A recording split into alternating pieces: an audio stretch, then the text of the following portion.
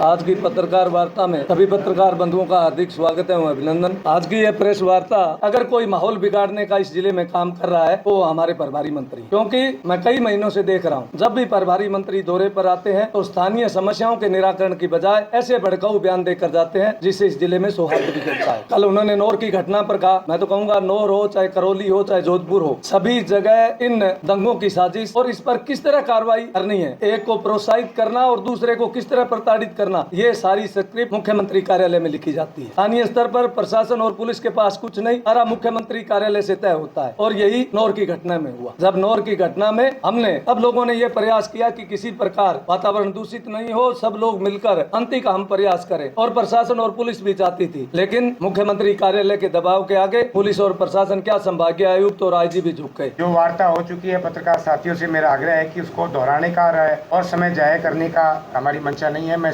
सीधे बिंदु पर आऊंगा। आज की प्रेस कॉन्फ्रेंस दंगे हुए, और क्योंकि उन्होंने ये भी कहा नौर के दंगे का कारण और दोषियों पे कार्रवाई, निर्दोष भी ना फंसे, ये सारी बातें पत्रकार साथियों ने, मैं 2 दिनों से अखबार में देख रहा हूँ, प्रिंट मीडिया, इलेक्ट्रॉनिक मीडिया में देख रहा हूँ, कहीं कोई आपने ऐसी बात गलत नहीं लिखी फलाने ने करवा दिया या फलाने का हाथ था। आपने ये भी लिखा जो लोग हम उसकी अगुवाई कर रहे, न्याय मांग कर रहे थे, आपने वो भी लिखा, तो दोषी थी वो उनके पकड़ने की मांग लिखी। FIR दोनों पक्ष की तरफ से हो चुकी है, दोनों पक्ष के लोग गिरफ्तार हो चुके हैं और कई लोग उसमें जुडिशियल भी हो गए। हमारी समझौता वार्ता हुई, उसको कामयाब बताया, कुछ कमियां रह गई। हम कल पुनः, आप कई इलेक्ट्रॉनिक मीडिया के साथियों ने हमारा बयान लिया था, हम पुनः कल कलेक्टर एसपी से मिले, जो कमियां रह गई समझौते में उनको लागू करने की बात चल रही है। हमारे मुखारबिन से हमने किसी पे आरोप नहीं लगाया, ये जरूर कहा प्रशासन ने और सरकार का फेलियर रहा है, इस प्रकार की चीजों को रोका जा सकता था। कारण रात के 2:30 बजे लाठीचार्ज करके 27 लोगों को नजरबंद किया गया। अगले दिन अखबार में पता चलता है कि लाठीचार्ज नहीं हुआ। इस बात के खंडन को भी हमने जरूर कहा, लेकिन आपने कहीं भी जिला अध्यक्ष धर्मेंद्र जी मोची,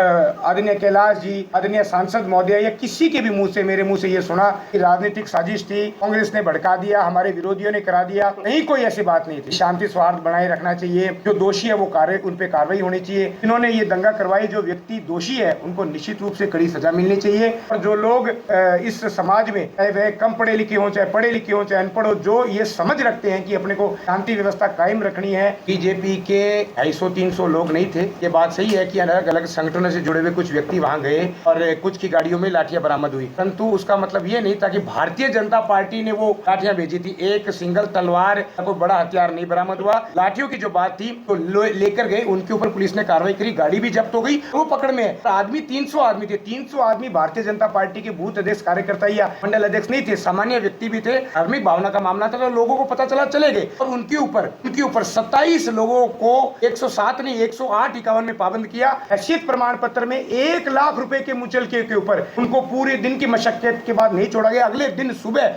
उनको छोड़ा गया। अगर भारतीय जनता पार्टी की होते, हमारे लिए तो बहुत आसान था, मुद्दा बना लेते, आग में घी डालते, लोगों को एकत्रित करते, कहते हम तो विपक्ष में है, देखो साहब आज बड़ा गलत कर रही है कांग्रेस, बड़ा गलत कर रही है। बीजेपी से जुड़े हुए होने का मतलब ये थोड़ी है कि वो पार्टी के प्रतिनिधि है। उस पुलिस के बयान में ये थोड़ी है कि वो बीजेपी की है, उसमें तो बहुत सारे ऐसे लोग हैं जिन्होंने कांग्रेस को भी वोट दिया। पहली FIR दर्ज हुई लगभग 11-12 बजे की बात है, एग्जैक्ट टाइम नहीं पता। उसमें जिन लोगों ने सतवीर सारण पे हमला किया, सर फूटा, टांके आए, इनके ऊपर दर्ज हुई। सुबह 6 बजे दूसरी क्रॉस FIR दर्ज होती है 365 में। जिस व्यक्ति के साथ झगड़ा हुआ उसको पहले मंदिर में लेके गए और मारपीट हुई। पूरे प्रकरण की जो निष्पक्षता है, जांच है, वो अब सामने आ जाएगी। मोटे तौर पे अधिकांश लोग जुडिशियल हो चुके हैं, 108-51 में कई लोगों की जमानत हो गई, कई लोग अभी भी थाने और जेल में। पुलिस इसकी जांच कर रही है। हमने भरोसा जताया है कि अगर आप निष्पक्ष जांच करोगे, जो गलत भी फंस गए उनको छोड़ा जाए। जिन लोगों ने चाहे भड़काऊ भाषण दिए, गलत कार्य किया, उनके लिए जहां जगह है वो वही काम होना चाहिए। हम उसमें कतई कोई आरोप नहीं लगा रहे। और अगर गलत FIR भी हुई है, सुनियोजित तरीके से भी हुई है, तो वो काम निश्चित रूप से हम भी जांच में अपने ध्यान में रखेंगे और पुलिस भी जांच में करेगी। हमने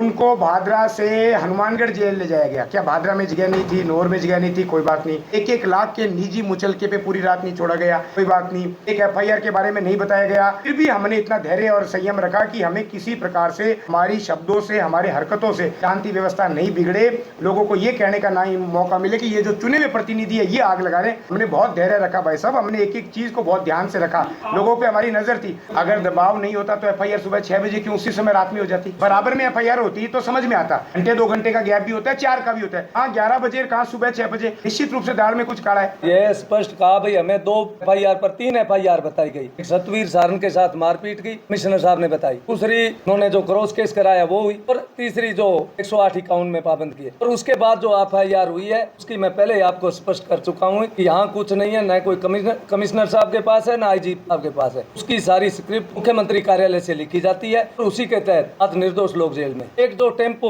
2 लीटर पेट्रोल उस टेम्पो में पकड़ा गया। 2 लीटर पेट्रोल से कोई शहर जलता है क्या? 2 लीटर तो मोटरसाइकिल की टंकी तो 10 लीटर की होती है। भाई 3 बातें जो आपने 3 FIR का उस दिन समझौता वार्ता में जिक्र नहीं किया और पुलिस प्रशासन ने उन तथ्यों को छुपाया गया। भाई और कोई बिंदु पर चर्चा या FIR इतनी है, 3 FIR है। जबकि हमारी बैठक हुई 1:30 बजे शुरू 18 तारीख को। तो कल जब हमने देखी FIR जो हमारे जो यहाँ के लोग जो इसमें जेल में जो एक FIR नंबर शायद 2829 है, उसमें समय डाला गया 12 बजे। हमने प्रशासन से कहा भाई आप वार्ता करते हो 1:30 बजे। हमने पूछा FIR कोई और है? आपने कहा नहीं, इसमें समय दे रखा है 12 बजे। 1:30 पहले बजते हैं, 12 पहले बजते हैं। इनका सवाल सही था, हमने उत्तर दिया। हैसियत प्रमाण पत्र बनाने में 4.5 घंटे रहे हैं। वहां पर तहसील में मौजूद था। उनके तहसीलदार कुर्सी छोड़ के जाने लग गए। शाम का समय हो गया, मेरे पास टाइम नहीं है, आप चला गया। मैंने उनको ये दबाव दिया कि साहब हैसियत प्रमाण पत्र तो बनाए, जमानत तो रिलीजिंग ऑर्डर तो SDM देगी और सुपरिटेंडेंट छोड़ेगा। 8 बजे बाद हमें पता है वो कह देंगे कि साहब लेट हो गया। तो ये चाहते हैं कि उन 28 लोगों की बेल हो जाए और जो बाकी लोग हैं उनका